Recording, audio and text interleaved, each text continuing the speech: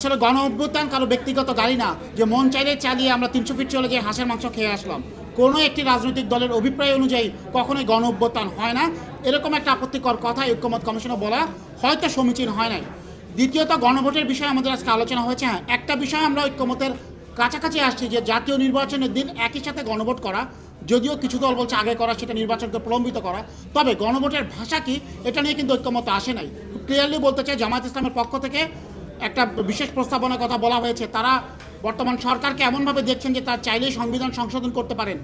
আমরা এই বিষয়ে আপত্তি জানিয়েছিলাম যে দেখেন, বাংলাদেশের জন্মলগ্ন থেকেই কিন্তু একটা সাংবিধানিক প্রক্রিয়ার মাধ্যমে আমরা এসেছি। যখন বাংলাদেশের স্বাধীনতার ঘোষণা দেওয়া হয়, নির্বাচিত জনপ্রতিনিধিরা একটা গণপরিষদ গঠন করে এই ভূখণ্ডের জন্য, এবং তারা লস কন্টিনিউয়াস অ্যান্ড এনফোর্সমেন্টের মাধ্যমে রাষ্ট্র পরিচালনা করে। এরপরে একটা সংবিধান হয়, তার ভিত্তিতে নির্বাচন হয়, এবং সেই সংবিধানটা এখন পর্যন্ত 17 বার অ্যামেন্ডমেন্ট করা হয়েছে, পরবর্তীতে আরও হবে। সব কিছু কিন্তু সাংবিধানিক প্রক্রিয়ার মাধ্যমে যেতে হবে। আমরা বলেছি জাতীয় নির্বাচনের দিন একসাথে একটা গণভোট হতে পারে এই ভাষায়, যে এই জুলাই সনদের পক্ষে না বিপক্ষে।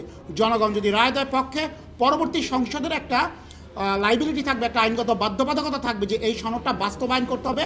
যে জুলাই সনদটা তার দলে যে ভাষা রয়েছে, প্রত্যেকটা দলের ভাষা নোট অফ ডিসেন্ট, সেই অনুযায়ী এখানে সংবিধানকে যেভাবে কিছু রাজনৈতিক দলের পক্ষ থেকে বলা হচ্ছে চাইলেই সংশোধন করে ফেলা সম্ভব, রাষ্ট্র কোনো ছেলে খেলা না।